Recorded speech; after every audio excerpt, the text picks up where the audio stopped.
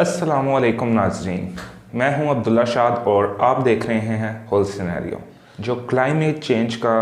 मौजू है वो पूरी दुनिया के अंदर अहमियत इख्तियार करता जा रहा है और अब इस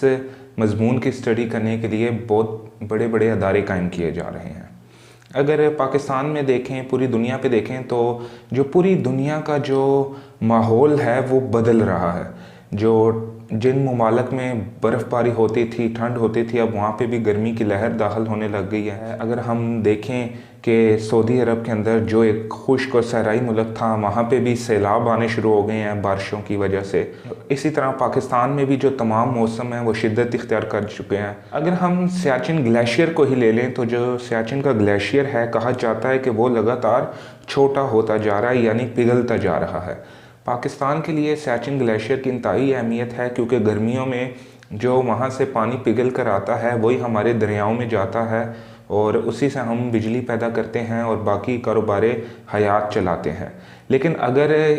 आने वाले बरसों में ये जो ग्लेशियर है ये पिघल जाएगा, ये ख़त्म हो जाएगा, तो जो पाकिस्तान के लिए मुश्किलात में इंतहाई ज़्यादा इजाफा होगा और इसकी जो कीमत है वो हमारी आने वाली नस्लें देंगी। सभी जानते हैं कि जो सियाचिन का एरिया था वो पाकिस्तान के ज़ेर तसल्लुत आता था, लेकिन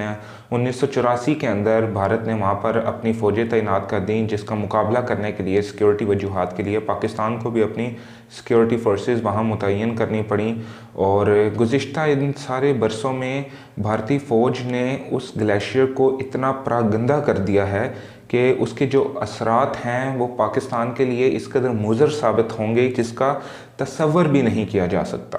पाकिस्तान की जानब से बारहा भारत को पेशकश की गई कि ये जो सियाचिन है इसे पीस पार्क में तब्दील किया जाए और दोनों ममालिक अपनी वहाँ से अफवाज वापस बुला लें और उसे एक नो मैन्स लैंड करार दे दिया जाए। लेकिन चूँकि भारत को पता है कि ये जो ग्लेशियर है ये आहिस्ता आहिस्ता पिघल रहा है और जो पाकिस्तान के मुस्तकबिल के ऊपर ये बहुत गहरे असरात मुरतब करेगा, इसलिए जो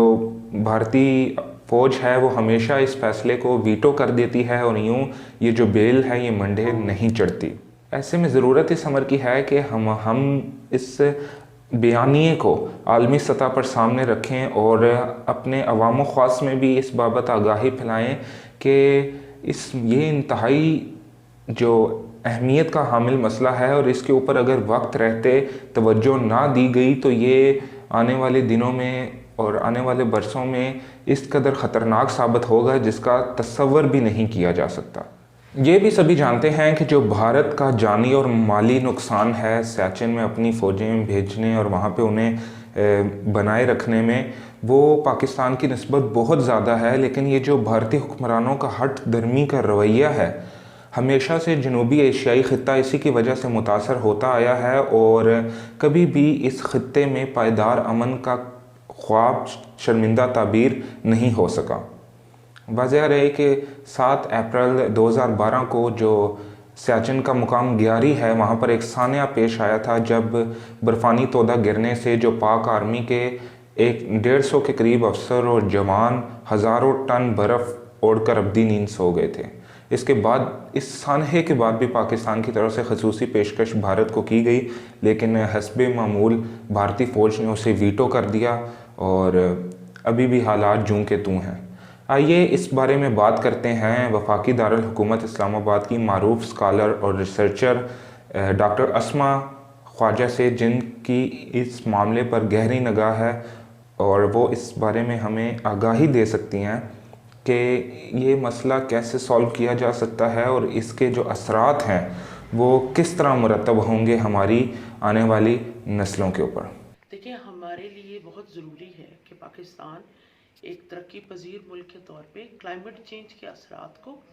और क्लाइमेट चेंज की वजूहात को समझें, क्योंकि जब तक हम उसकी वजूहात को नहीं जानेंगे तब तक शायद हम उसके असरात से नबूरदाज़मा नहीं हो सकते। तो सबसे पहले बहुत ज़रूरी है कि हमारे कोर्स की हर किताब में, हर क्लास 1 से लेके BA तक, MA तक, हमारे हर निसाब में क्लाइमेट चेंज और क्लाइमेट को किस तरह बेहतर रखा जा सके, इन्वायरमेंट को किस तरह आपने साफ रखना है, इस मौजू के ऊपर मुख्तलिफ मज़ामीन इंग्लिश, उर्दू, इस्लामियत, सोशल स्टडीज़ की किताबों में शामिल होने चाहिए, ताकि हमारा बच्चा एक विजन और एक अवेयरनेस के साथ बड़ा हो कि उसने अपना कर्बो जवार को किस तरह साफ रखना है। और क्लाइमेट चेंज सिर्फ सफाई के लिए नहीं है। क्लाइमेट चेंज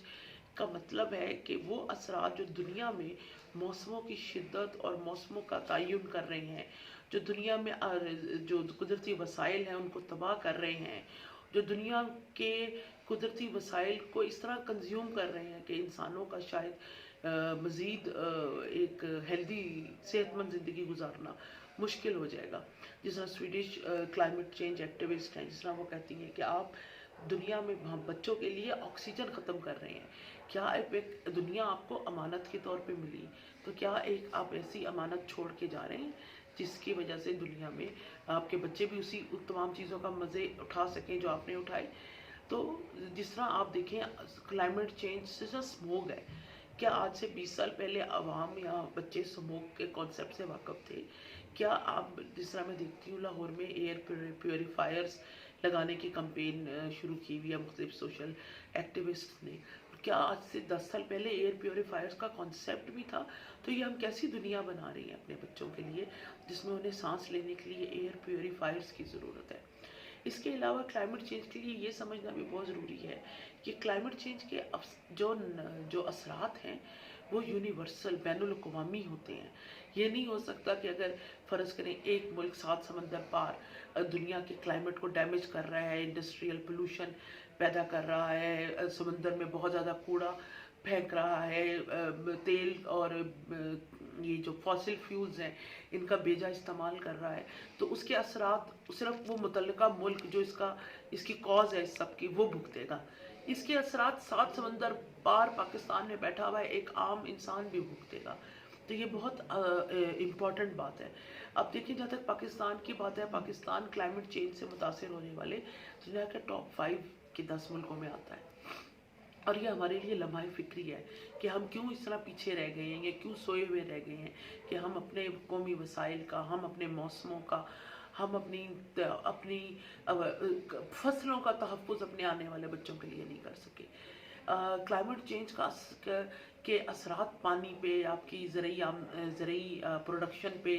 आपकी हर चीज़ के ऊपर आपके इसके असरात आते हैं। अब पाकिस्तान में जब आप अगर देखें तो भारत की एक बिला जवाज़ इस्तबदादियत और हमले की वजह से 1984-83 में सियाचिन जो एक नो मैंस लैंड था और जो पाकिस्तान के पास था, पाकिस्तानी हुकूमत की टेरिटरी था, वो एक मिलिट्राइजेशन का शिकार है। वहाँ पे भारतीय फ़ौज की वजह से वहाँ पे मिलिट्राइजेशन शुरू हुई, क्योंकि पहले भारतीय फ़ौजियों ने उतर के उस जगह को ऑक्यूपाई किया। फिर पाकिस्तानी फ़ौजी भी गए अपना डिफेंस करने। पाकिस्तान 2 मरतबा भारत को ये तजवीज़ दे चुका है। पहली दफ़ा बेनज़ीर भुट्टो साहबा ने राजीव गांधी को दी, दूसरी मरतबा अशफाक परवेज़ कियानी जो पाकिस्तान के चीफ ऑफ आर्मी स्टाफ थे उन्होंने अपने भारतीय हमदर्द सबको दी कि आप सियाचिन को नो मैंस लैंड बना दें, क्योंकि सियाचिन हर साल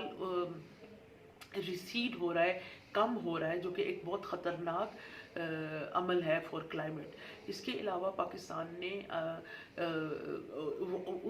सियाचिन की मिलिट्राइजेशन हो रही है, जिसका मतलब है कि इंसानी फुजला, इंसान जो इस्तेमाल करता है ट्रैश, जब वहाँ पे फ़ौजी पहुँचाना इतना एक महंगा काम है, तो वहाँ से सारा ट्रैश को रिमूव करना भी एक महंगा काम होगा। तो फ़ौजी ट्रैश वहीं पे अगर छोड़ रही है भारतीय फ़ौज, जिसमें कील, जिसमें प्लास्टिक, जिसमें इस तरह की चीज़ें शामिल हैं, लोहा, तो क्या आप समझते हैं कि हम अपने बच्चों के लिए क्या मुस्तकबिल कर रहे हैं, जबकि पूरी दुनिया में क्लाइमेट के लिए अवेयरनेस की एक पूरी कैंपेन चली हुई है, जिससे हमारा बच्चा शायद उतना अवेयर नहीं है। दूसरा, हम अगर यहाँ पे मैं मेंशन करना चाहूँगी कि पाकिस्तानी हुकूमत ने जब आज से 20 साल पहले बिजली के बहरान से निपटने के लिए मुख्तलिफ बिजली घर बनाए, तो अनफॉर्चुनेटली ये हमारी शॉर्ट टर्म पॉलिसी है, हमारी नालायकी है कि हमने फर्नेस ऑयल पे बेस बिजली घर इस्टेब्लिश करना शुरू किए। और फर्नेस ऑयल वो मटेरियल है जिस पे दुनिया के अक्सर मुल्कों में पाबंदी है, क्योंकि इसकी जो कार्बन एमिशन है हवा में तहलील करता है, जिसकी वजह से फर्नेस ऑयल पे मबनी बिजली घरों का इस्तेमाल नहीं किया जाता। मगर हमने वो बिजली घर लगाए, और शायद वो भी एक रीज़न हो कि हमारी जो एनवायरमेंटल डिग्रेडेशन हो रही है मौसमों के हिसाब से।